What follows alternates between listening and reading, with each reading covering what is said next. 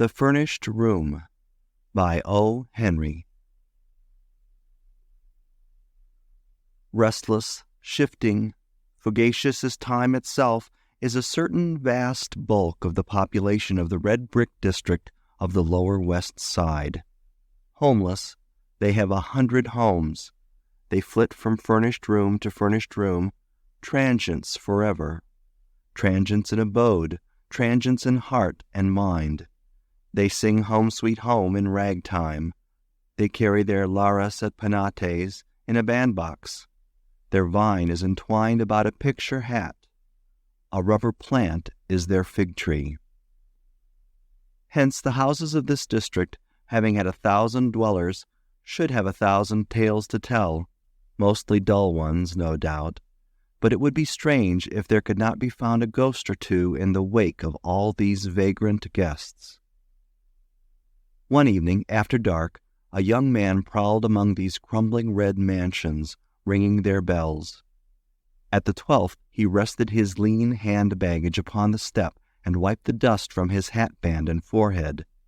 The bell sounded faint and far away in some remote, hollow depths. To this door of this the 12th house whose bell he had rung, came a housekeeper who made him think of an unwholesome, surfeited worm that had eaten its nut to a hollow shell, and now sought to fill the vacancy with edible lodgers. He asked if there was a room to let. "Come in," said the housekeeper. Her voice came from her throat. Her throat seemed lined with fur. "I have the 3rd floor back, vacant since a week back. Should you wish to look at it?" The young man followed her up the stairs. A faint light from no particular source mitigated the shadows of the halls. They trod noiselessly upon a stair carpet that its own loom would have forsworn. It seemed to have become vegetable, to have degenerated in that rank, sunless air to lush lichen or spreading moss that grew in patches to the staircase and was viscid under the foot like organic matter. At each turn of the stairs were vacant niches in the wall. Perhaps plants had once been set within them. If so, they had died in that foul and tainted air. It may be that statues of the saints had stood there, but it was not difficult to conceive that imps and devils had dragged them forth in the darkness and down to the unholy depths of some furnished pit below. "This is the room," said the housekeeper from her furry throat. "It's a nice room. It ain't often vacant.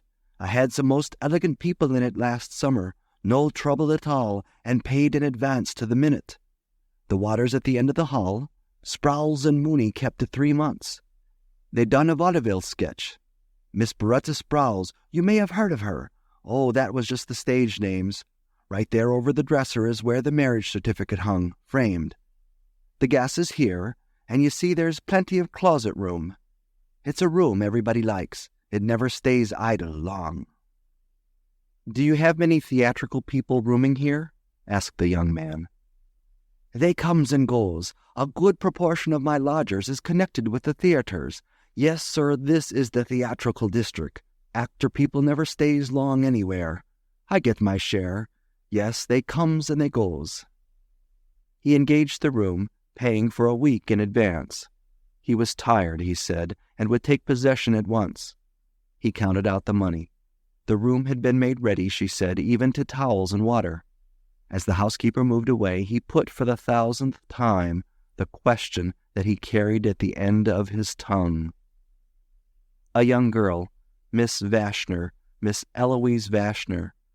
Do you remember such a one among your lodgers? She would be singing on the stage most likely. A fair girl, of medium height and slender, with reddish golden hair and a dark mole near her left eyebrow." "No, I don't remember the name. Them stage people has names they change as often as their rooms. They comes and they goes. No, I don't call that one to mind." No, always no. 5 months of ceaseless interrogation and the inevitable negative. So much time spent by day in questioning managers, agents, schools, and choruses. By night among the audiences of theaters from all-star casts down to music halls so low that he dreaded to find what he most hoped for. He who had loved her best had tried to find her. He was sure that since her disappearance from home, this great, water-girt city held her somewhere. But it was like a monstrous quicksand, shifting its particles constantly, with no foundation, its upper granules of today buried tomorrow in ooze and slime. The furnished room received its latest guest with a first glow of pseudo-hospitality, a hectic, haggard, perfunctory welcome like the specious smile of a demi-rep. The sophistical comfort came in reflected gleams from the decayed furniture, the ragged brocade upholstery of a couch and 2 chairs, a foot-wide cheap pier glass between the 2 windows, from 1 or 2 gilt picture frames and a brass bedstead in a corner. The guest reclined, inert, upon a chair, while the room, confused in speech as though it were an apartment in Babel, tried to discourse to him of its diverse tenantry. A polychromatic rug, like some brilliant-flowered rectangular tropical islet, lay surrounded by a billowy sea of soiled matting. Upon the gay-papered wall were those pictures that pursue the homeless one from house to house. The Huguenot lovers, the first quarrel, the wedding breakfast, Psyche at the fountain. The mantle's chastely severe outline was ingloriously veiled behind some pert drapery drawn rakishly askew like the sashes of the Amazonian ballet. Upon it was some desolate flotsam cast aside by the rooms marooned, when a lucky sail had borne them to a fresh port. A trifling vase or 2, pictures of actresses, a medicine bottle, some stray cards out of a deck. One by one, as the characters of a cryptograph become explicit, the little signs left by the furnished room's procession of guests developed a significance. The threadbare space and the rug in front of the dresser told that a lovely woman had marched in the throng. Tiny fingerprints on the wall spoke of little prisoners trying to feel their way to sun and air. A splattered stain, raying like the shadow of a bursting bomb, witnessed where a hurled glass or bottle had splintered with its contents against the wall.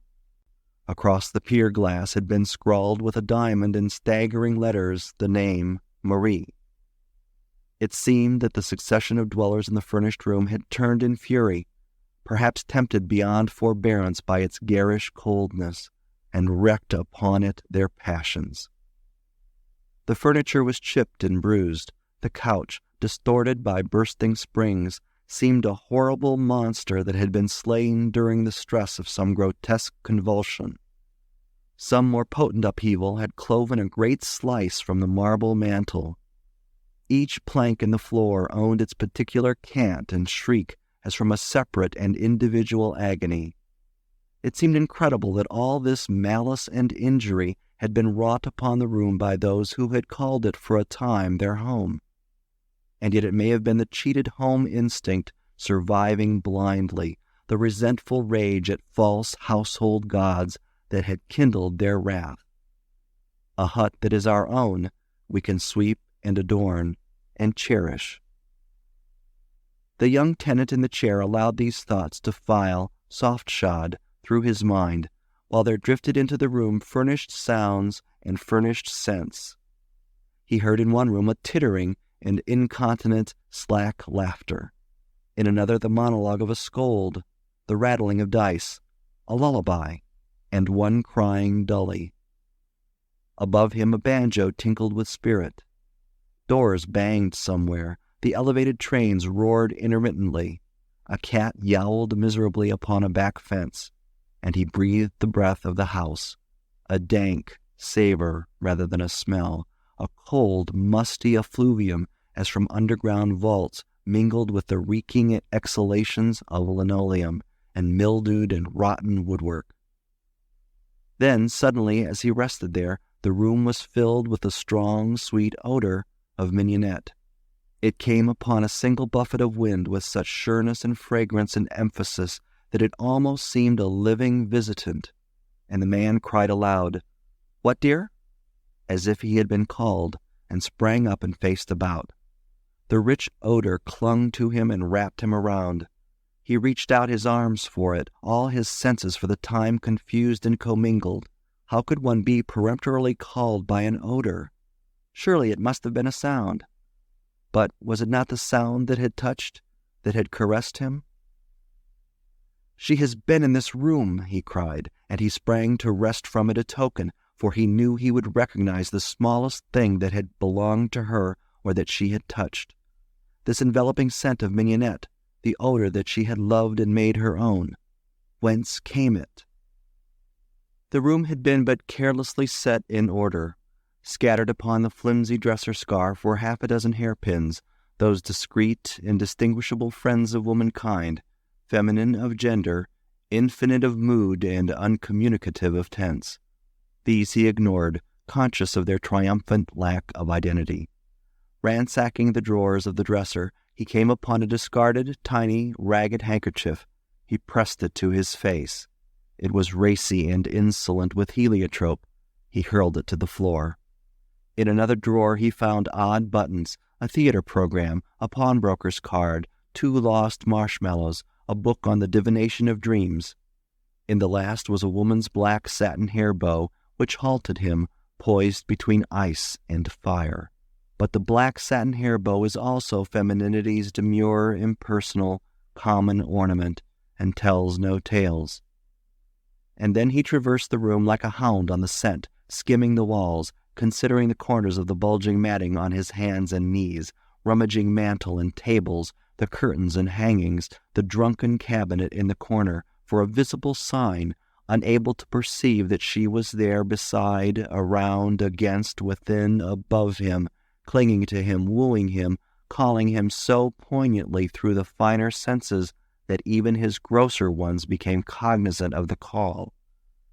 Once again he answered loudly, "Yes, dear," and turned, wild-eyed, to gaze on vacancy, for he could not yet discern form and color and love and outstretched arms in the odor of mignonette. O God, whence that odor? And since when have odors had a voice to call? Thus he groped. He burrowed in crevices and corners and found corks and cigarettes. These he passed in passive contempt. But once he found in a fold of the matting a half-smoked cigar, and this he ground beneath his heel with a green and trenchant oath. He sifted the room from end to end. He found dreary and ignoble small records of many a peripatetic tenant, but of her whom he sought, and who may have lodged there, and whose spirit seemed to hover there, he found no trace. And then he thought of the housekeeper. He ran from the haunted room downstairs and to a door that showed a crack of light. She came out to his knock. He smothered his excitement as best he could. "Will you tell me, madam," he besought her, "who occupied the room I have before I came?" "Yes, sir, I can tell you again. 'Twas Sprowls and Mooney, as I said. Miss Beretta Sprowls it was in the theaters, but Mrs. Mooney she was. My house is well known for respectability. The marriage certificate hung framed on a nail over—" "What kind of a lady was Miss Sprowls? In looks, I mean." "Why, black-haired, sir, short and stout, with a comical face. They left a week ago Tuesday."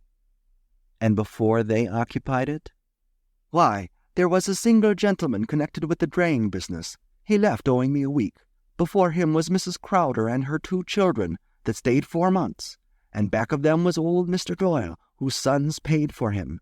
He kept the room 6 months. That goes back a year, sir, and further I do not remember." He thanked her and crept back to his room. The room was dead. The essence that had vivified it was gone. The perfume of mignonette had departed. In its place was the old, stale odor of moldy house furniture, of atmosphere in storage. The ebbing of his hope drained his faith. He sat staring at the yellow, singing gaslight. Soon he walked to the bed and began to tear the sheets into strips. With the blade of his knife, he drove them tightly into every crevice around windows and door. When all was snug and taut, he turned out the light, turned the gas full on again, and laid himself gratefully upon the bed. It was Mrs. McCool's night to go with the can for beer, so she fetched it and sat with Mrs. Purdy in one of those subterranean retreats where housekeepers foregather and the worm dieth seldom. "I rented out my third floor back this evening," said Mrs. Purdy across a fine circle of foam. "A young man took it. He went up to bed 2 hours ago." "Now did you, Mrs. Purdy, ma'am?" said Mrs. McCool with intense admiration. "You do be a wonder for rented rooms of that kind. And did you tell him then?" she concluded in a husky whisper, laden with mystery. "Rooms," said Mrs. Purdy in her furriest tones, "are furnished for to rent. I did not tell him, Mrs. McCool." "'Tis right you are, ma'am. 'Tis by renting rooms we kape alive. You have the rale sense for business, ma'am.